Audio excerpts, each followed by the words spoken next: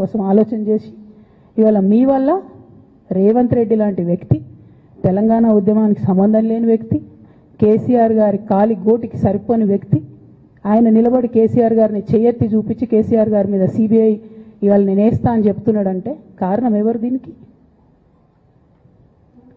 నేను భరించిన ఇదే హరీష్ రావు గారు, ఇదే సంతోష్ రావు గారు అనేక కుట్రలు చేసినా కూడా భరించిన.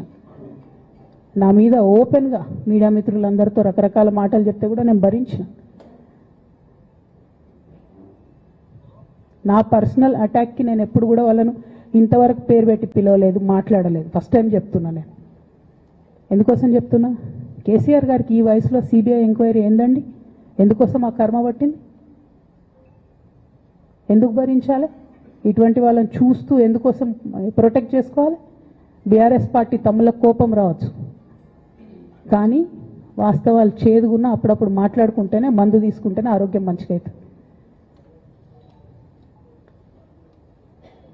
ఇట్లా చెప్పుకుంటూ పోతే చాలా చాలా అంశాలు ఉన్నాయి.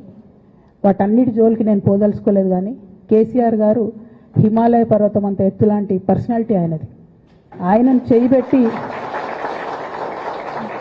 ఆయనను చేయబెట్టి చూపించి అవినీతి అని అంటే నిజంగా చాలా బాధ అవుతా ఉన్నది. ఎందుకంటే నా పెళ్ళప్పుడు నా పెళ్లి చేయడానికి కూడా ఇబ్బంది పడ్డటువంటి వ్యక్తి ఆయన. రాజకీయాలలో 40-50 ఏళ్ళు ఉంటే కూడా ఆస్తులు సంపాదించుకోలే కేసీఆర్ గారు.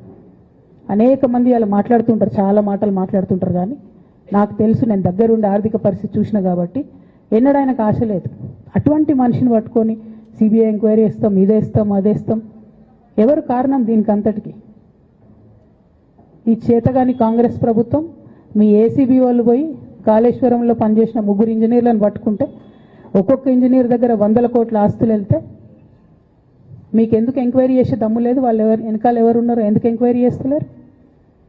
ఖచ్చితంగా నేను ఇవాళ చెప్తా ఉన్నా, హరీష్ రావు గారు వెనుక, సంతోష్ రావు గారు వెనుక రేవంత్ రెడ్డి గారు ఉన్నారు.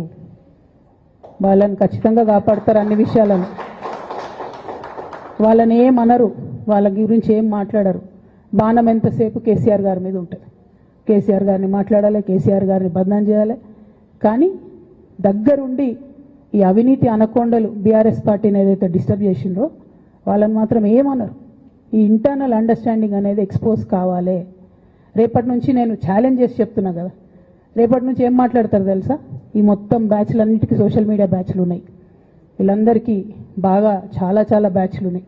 వాళ్ళంతా రేపటి నుంచి ఏమంటారు? నన్ను ఒకళ్ళు బీజేపీ ఆపరేట్ చేస్తుంది అంటారు, ఒకళ్ళు కాంగ్రెస్ ఆపరేట్ చేస్తుంది అంటారు, ఒకళ్ళు రేవంత్ రెడ్డి చెప్తే మాట్లాడుతుంది అంటారు, ఇంకోళ్ళు బండి సంజయ్ చెప్తే మాట్లాడుతుంది అంటారు. ఖబర్దార్ బిడ్డ, నేను ఎవరు చెప్తే ఆడేటటువంటి తోలుబొమ్మని కాదు. నాది నాది నాది నాది కేసీఆర్ బ్లడ్, నాది తెలంగాణ బ్లడ్. ఇండిపెండెంట్గా నేను అనుకున్న విషయాన్ని చెప్తున్నాను. దానికి పొలిటికల్గా ఇబ్బంది అయినా, కష్టమైనా, నష్టమైనా నేనే భరిస్తా. కానీ దేవుళ్ళ లాంటి మా నాన్నను ఇవాళ సిబిఐ ఎంక్వైరీ చేసిండ్రంటే కడుపు రగులుకపోతా ఉంది ఒక బిడ్డగా. అందుకే చెప్తున్నా, ఇన్ని రోజులు చెప్పలే. ఆ మధ్యలో పోయినసారి నా కొడుకు గ్రాడ్యుయేట్ అయినప్పుడు వచ్చినప్పుడు నేను మా నాన్నకు రాసుకున్న లెటర్ లీక్ చేస్తే కూడా ఆ 70, 80, 90 రోజుల నాకు నరకం చూపిస్తున్నారు. ప్రతిరోజు సోషల్ మీడియాలో ఇష్టం వచ్చినట్టు రాపిస్తున్నారు. ఎప్పుడు వీళ్ళ పేర్లు తీసుకోలే, ఇష్టం వచ్చినట్టు ప్రెస్ వాళ్ళకు మాట్లాడుతూ చాలా విషయాలు చెప్తున్నారు. ఎప్పుడు వాళ్ళ పేర్లు తీసుకోలే. ఇలా తీసుకుంటున్నా, ఎందుకంటే విషయం నాది కాదు. ఇది తెలంగాణ పరువు ప్రతిష్టకు సంబంధించిన విషయం. ఇలా దేశంలో ఏ మూలకు పోయినా, ఎక్కడికి పోయినా కేసీఆర్ అంటే ఒక మహానాయకుడు, త్యాగం చేసిన నాయకుడు అని చెప్పి మాట్లాడతారు. రేపటి నుంచి ఏం మాట్లాడతారు? సిబిఐ ఎంక్వైరీ చేస్తే ఏం మాట్లాడతారు? కేసీఆర్ అంటే సిబిఐ కేసు అంటారు.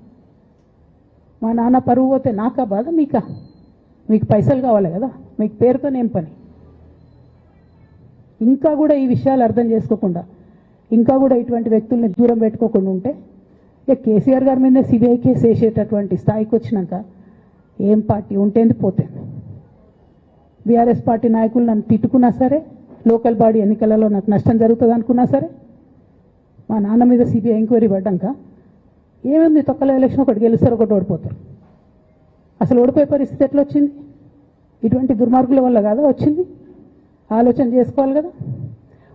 అంటే నా దగ్గర పైసలు ఉన్నాయి, టీవీలు ఉన్నాయి, సోషల్ మీడియాలు ఉన్నాయి, ఏటు పడితే అటు మాట్లాడతామంటే తోలు తీస్తాం చెప్తున్నా నేను. గీత గీసుకుంటాం బిడ్డ. మీరు ఒక్క కమెంట్ పెడితే మేము 10 చేస్తాం. ఏది పడితే అది మాట్లాడచ్చు సోషల్ మీడియాలో అనుకుంటూ చూసుకుంటూ ఊరుకుంటున్నా.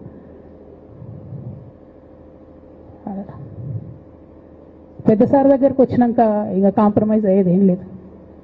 ఘోష్ కమిషన్ వేసిన రోజే నేను చెప్పిన ఎందుకు రియాక్ట్ కాలేదు పార్టీ అని అడిగిన ఆ రోజునే. నిన్న సిబిఐ ఎంక్వైరీ